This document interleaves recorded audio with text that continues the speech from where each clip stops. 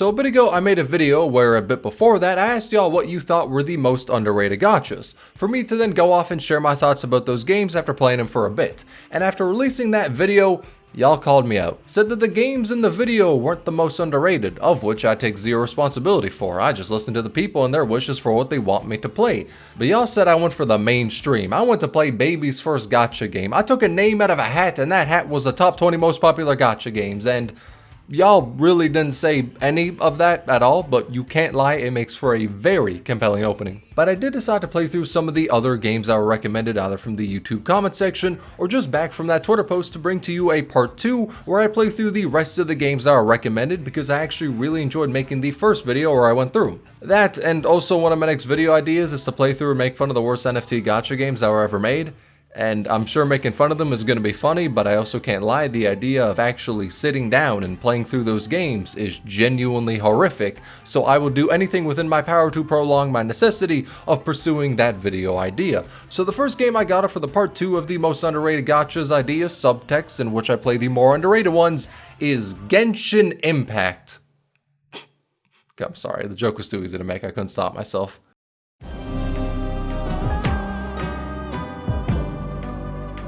So, Silver and Blood released about 3 months ago, and I really only heard bits and pieces surrounding it, but I had zero clue what to expect going into it, so you can imagine my surprise when the very first thing I saw was a beautifully animated cutscene of you, the player character, burning at the stake. I gotta say, I have grown tired of most gachas playing off amnesia as a way to start the plot and give the player character some intrigue about themselves, but I really didn't expect medieval execution methods to be the way around that. But as the protagonist is literally burning alive, he finds now is a good time to go on a trip down memory lane, in particular, the memories of how he ended up in this situation. So basically, he was in a carriage as the person from the Holy Church was talking to him. The reason he's getting executed? Because he has the plague. And also possibly because he unironically has the name Noah Nevernight. I'm sorry, that's a horrific name. But you're basically just sitting there arguing with this person on if you should live. Your argument, you don't want to die. His argument, you deserve to die because heretics get this disease, but also because you were looking for a way to live as you know that this black blood curse is incurable. Now, why would that be a problem? Wouldn't being a go-getter be a good thing, like trying to cure cancer or something? Well, the problem is the guy from the church believes that you were trying to find a way to transfer your memories to a new body to essentially escape death, just like Dracula did. Okay, so he might be a little insane, but he believes in these old legends and fables of monsters and vampires and werewolves and shapeshifters and what else appeared in Supernatural? But this dude from the church is sending you off to the deep fryer as he is spouting off this shit that he somehow believes in. A crazy man is having you burn because he believes in Dracula. Wonderful world we found ourselves in. So anyways, a random woman turns into a bat and helps to rail the carriage off the road so you can escape. Thankfully, that insane church guy who somehow believes vampires exist is nowhere to be found, but no one notices that the Knights of the Church just contracted the Black Blood, which is weird because the church says only the heretics can get it. However, you beat them and run off until you meet the vampire lady, who joins up with you and tries to help you escape. Along the way, you meet some people who help you until the guy from the church catches up to you. See, he, despite his weirdness and belief of fictional monsters, is actually a bell ringer of the church. They're basically one of the strongest powers in it, so you can't really do much and end up being captured. Then, Noah dies, until he is resurrected as a vampire. And that's pretty much the premise of the game. It's an opening that sets the tone really well. This is a grittier and darker story, not necessarily just within how the plot is, but overall just the game. It's not bright colors showing up in your face all the time like a lot of gachas are. It's gothic and medieval. Now, when it comes to the main story, from what I've read, I think it's good. It hasn't had any big moments that hit me so far in it, like Arknights Chapter 6, Limbus Canto 3, Surviving Lucent PGR, stuff like that, where the story locks in and shows what the writers are capable of. But overall, it's been enjoyable, and the amount of animated cutscenes at the beginning really helped the plot be engaging, especially considering the 3D environments look kinda rough. They really didn't have the biggest budget, or spent most of it on making animated cutscenes, which, yeah, not gonna lie, kinda valid. But aside from the story, when it comes to the gameplay, it's not too complicated. I wouldn't say it's outright an auto-battler, but it gets fairly close. Basically, you got your characters that attack the enemies on their own, but in the bottom right you have their ultimates you can pop out after you've gained some points over time.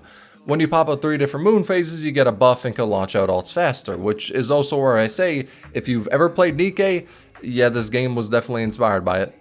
You can see it in the combat. You basically pop out 3 skills and enter into full burst, but also pretty much every game mode in the game is just in Nikke. The tower, the boss fighting being interception, the outpost, the upgrades to the castle, the synchro device. If you've played Nikke, you'll know what to do in this game.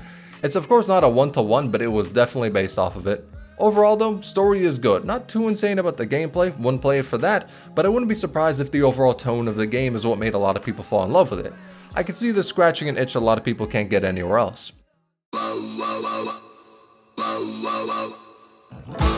Okay, this game's a weird one, because yes, it's a gacha game and published by Yoastar, which, well, that kind of worries me a little, not gonna lie. But here's the thing, the actual gacha and game part of the game seems secondary to me. Bro, it feels like a visual novel that's also just a gacha too. And sure, you can say that about a lot of gachas like, let's say FGO, but there's a big difference between the two, which is why I say this one feels like a visual novel before anything else. Because in FGO, you fight enemies a lot as you go through the story. They keep the gameplay front and center. But in Heaven Burns Red, just the first chapter took me about 8 to 9 hours to finish. In that, I spent like an hour and 30 on combat in total. Maybe. The rest was reading, doing social link stuff, increasing personality points, practicing as a band. Bro, it's a visual novel, I'm just gonna say it.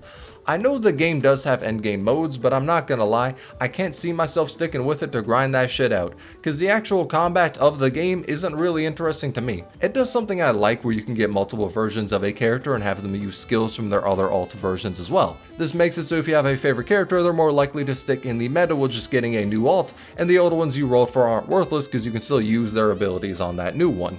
For character-driven games, systems like this need to be a requirement. But the fighting is just sort of a basic turn-based one of get skill points, use them, swap in other characters who have skill points, basically stuff like that. It's not bad by any means, but if I wanted to play a game just for the gameplay, it's not enough to hook me, especially considering it's not like turn-based gacha games are exceedingly rare. But thankfully, I didn't give that much of a fuck when it comes to the gameplay. To me, the most important part of a game is the story, which is where this game shines, probably because the creator and main writer of it is Jun Maeda, who made Angel Beats and Clannad. That actually explains a lot as to why this is so good. I didn't know that going in, but figuring out now is actually explaining a lot. But the easiest way to describe the plot is... for the main character, you basically play as a lesbian who professionally rage baits other lesbians. And I know that sounds like a bit of an exaggeration, but I'm not wrong. Within any moment that allows for Ruka to be a fucking gremlin, she doubles it and gives it back to herself. Like, you know how Genshin gives you multiple dialect choices by it being the same sentence split into 2 so you get the illusion of free choice? Yeah, this is how it's done in this game. と思っていたのに一周回って楽しみだ。あなたは何を言っているのですか？と思っていたのに一周回って楽しみだ。まずどう思っていたのですか？待ってました。でも実を言うとちょっと怖いんだ。と思っていたのに一周回って楽しみだ。なるほど。She's insane. Hell, you go up to your companion, who's a psychic, and Ruka asks to see her powers because she doesn't believe in them. She then proceeds to spend the next 5 minutes pissing her off by asking her to move increasingly heavy objects until eventually the psychic makes water float, and Ruka just doesn't even look at it. The second you get your phone from the commander of the military, mind you, bro deadass says this. 女同士で愛し合っている時も。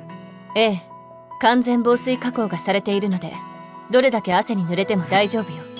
In all honesty, I can definitely see people coming into this game looking to play a gacha and being left high and dry when the most combat you'll be getting in the first 5 hours are just simulation fights in between large swaths of story, but to me, it kept me entertained enough to where that wasn't a problem. The story was genuinely engaging and the main cast of characters play really well off of each other. And I do want to compliment it having a core main cast of the 3-1A squad. That's basically the squad you're the leader of.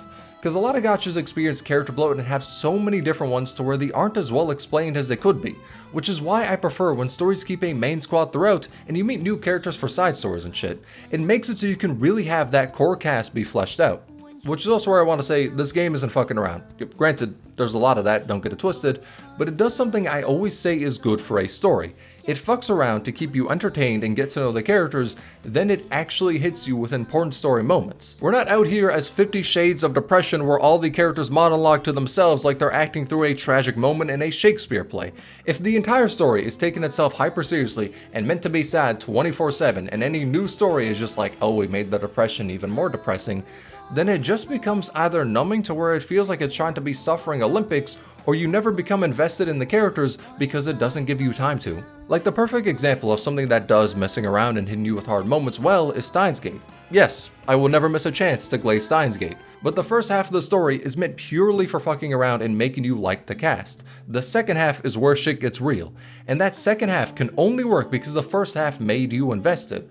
But for a gacha, having that first half, or just generally what's considered the opening for the game, be interesting, especially when surrounded by a lot of games that make that first half like you're starting in the beginning of a Call of Duty game with combat, high stakes, whatever, is hard. So it's really risky to do what this game does and make the beginning a slower paced comedy with fighting rarely sprinkled out here and there. I mean, for God's sakes, the majority of the beginning is a fucking slice of life. Which gachas begin with a slice of life? Until like 6 hours in, and then you get open up to your first dungeon. But to me, I can say it worked well because that first chapter already made me invested in the story, but especially the main cast. So much to where I didn't even explain the general plot of the game and just spent this time ranting about the characters. In case you're wondering about the plot, these things called cancers, weird name, I know. They came down onto Earth and evolved to where they're now at war with humanity and trying to kill them off. You are part of the military that is fighting against them, but the characters aren't like born and bred into the army. They had lives before the invasion and before they had to enlist. Ruka was a famous rock star, Yuki was a high-level hacker, Karen was a certified gamer and serial killer, etc, etc. But they were brought here because they can use Seraph, weapons that are capable of killing cancers. And the reason the military base is a school aesthetic, well, I mean, it's a Japanese visual novel. What do you expect? All in all though, I can say that if you're interested in a visual novel, this is it. It's genuinely funny and the story actually takes itself seriously when it naturally comes to that point. And the visual novel segments aren't just like static PNGs in front of you. Nah, they move around a lot and it's used for visual comedy or something to keep you engaged. Like there are times where Ruka says something unhinged and you can see the characters actually flinch, or the perspective is moved around to where you focus on the character then back away to see others listening to them. Then on top of that, there's a ton of voice acting and the VAs fucking killed it. They did an amazing job. So the story is easily the strongest part of the game. This was definitely made as a visual novel and became a gacha as a way to fund it. There's not a fucking doubt in my mind about that. But if you're looking for a gameplay, there's a lot of better choices out there, I'm not gonna lie. Especially considering there was some controversy a few months back where the devs wanted to drastically change the formulas and strategies behind combat, till the player base caused an uproar which made the devs go back on some changes here and there, and give out an apology. So the gameplay side isn't it for me, but the story was able to more than make up for that. Man, a change, not a gift I can claim, never void, just a tool and it's not mine. So Black Beacon is a gacha made by former PGR devs, and just from saying that, there's already a pretty damn high expectation about the game, mostly within the combat, but it's because PGR is known for that. Hell, the most watched videos relating to it are people aura farming against bosses because the gameplay just hits. So, does Black Beacon pull up? Does it fill the shoes PGR has? And I would say, when it comes to the gameplay, it does some stuff better, but also some stuff worse. It's definitely not clear cut. So you got your basic stuff like skills, basic attack parries, ultimates, and dodging. Basically, you use skills and that gives you vigor to use your other skills, which then gives you alt energy. Like take Discount Lemon for example. You pop your skill 1 twice, which gives you energy to your skill 2. Use it enough, then you can pop your skill 2 and press skill 1 3 times to pop skill 2 again. Repeat that enough and you can pop your ultimate. But as you do all this, you build up your combo burst, and you can cast that to have unlimited vigor and use whatever the hell you want. Now all of that, nothing terribly insane for a combat system, but this is where the game does something I really like. So when you swap into a character next to an enemy, you deal an enhanced attack which charges your vigor faster.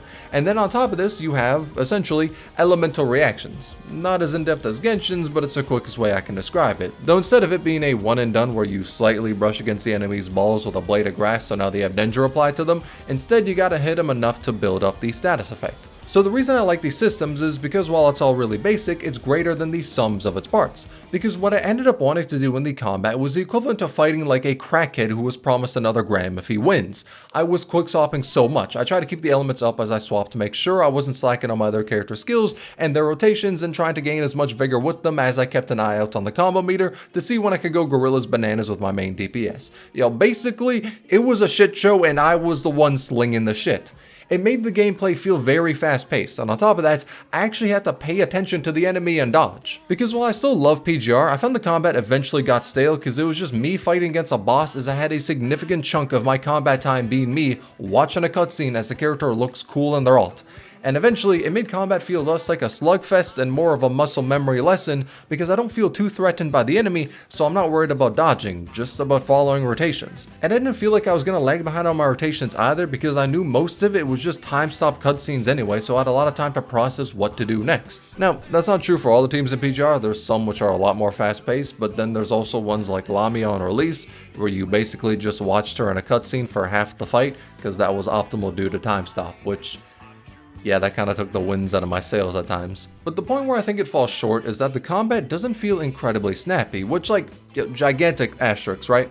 I don't want to say that and make people think that this feels like playing a PlayStation 1 game that has a scratch on the disc as you're piloting it with a half-broken Atari controller, because overall, it still feels good, but there are some few times where little shit happens, like on this character called Viola. Sometimes when I press her skill to launch a cello on the ground, it just doesn't come out. Maybe because of how the game's targeting system is for selecting, where you can specifically choose where to drop it. I don't fully know why, but there are just some moments in the game where I press a button and I don't see that reflected in gameplay. Not common enough to where it's a gigantic thing, but when it does, it really feels off. And the second part, and this may just be a me thing, so if I'm talking crazy, you can put me down out of my misery, but this is pretty much just a nitpick I have that I want to complain about. It's that the game lacks the flashiness of WoWa, PGR, and other action gachas. Now, I don't mean in terms of alt skills or graphics because I don't really care about that. It's just that since the game plays in a further camera angle compared to a regular third-person one, it feels less like you're in the combat and more like a beat-em-up or something along those lines. In WoWa, when I dodge an attack, I feel like I'm Neo. In Black Beacon, it just doesn't hit that same way due to the camera differences, but the thing is, it can. Because the game has a regular third-person mode that you can use, but the problem I got with it is that your mouse is still free. It doesn't act as the camera. You gotta click and drag the screen to look around, which also felt a little finicky to me. The mouse is free probably so you can click the ultimates next to the character portraits to use immediately when you swap in that character, but bro, this is a PC port. Make it so that's done if I shift click the numbers to swap them in. Overall, I can understand that I'm nitpicking, but at the same time, it does hurt the third person camera mode for me, and the far away one isn't preferable. Though that overall aside, game's pretty good. Granted, it is fighting a bit of an uphill battle due to its launch, where after it launched the game was very buggy and the response and handing out compensation was vastly different between the servers, where the CN server got a lot and the global one got like a stick of gum. So it caused an uproar until eventually the devs and publishers apologized and said they'll make compensation between these servers equal. But the reason I bring that up is because when it comes to gachas, having that initial launch period where all eyes are on the game be ruined by controversy hurts the game's potential growth by a lot. Because a lot of people get the mindset of, if they're gonna fuck you once, they'll do it again, so why waste time on this game when there's so many other options? And the other reason I want to bring it up is because it is objectively funny that ex-PGR devs went to make a new game, and just like in PGR, there was a global controversy on launch due to differences in the CN version. I'm sorry bro, it's funny. If that irony was put in a book, people would call it shit writing.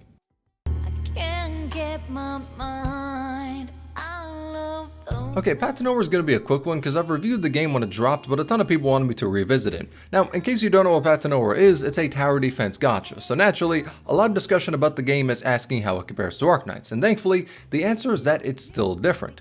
Like, they're both tower defenses, but what they want the player to do is drastically different. The easiest way to describe it is that in Arknights it's more strategic, and Path to Nowhere is more reactive.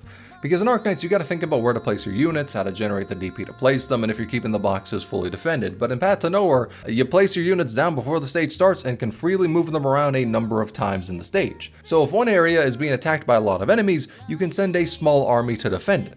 It makes it so you're thinking on your feet a lot more than just planning and sticking to that plan, due to long redeployment times making it hard to swap characters. Now, there isn't one that's clearly better when it comes to how they play differently. Personal preference is going to be the deciding factor between which tower defense hits more for you. Me personally, I still prefer Arknights, which isn't really a surprise because that game just hits like crack cocaine to me, I don't know. I've never found a tower defense that has me as addicted as Arknights does, but I do like the spin Path to Nowhere puts on it. It's one I haven't really seen in my long and storied history of playing tower defenses.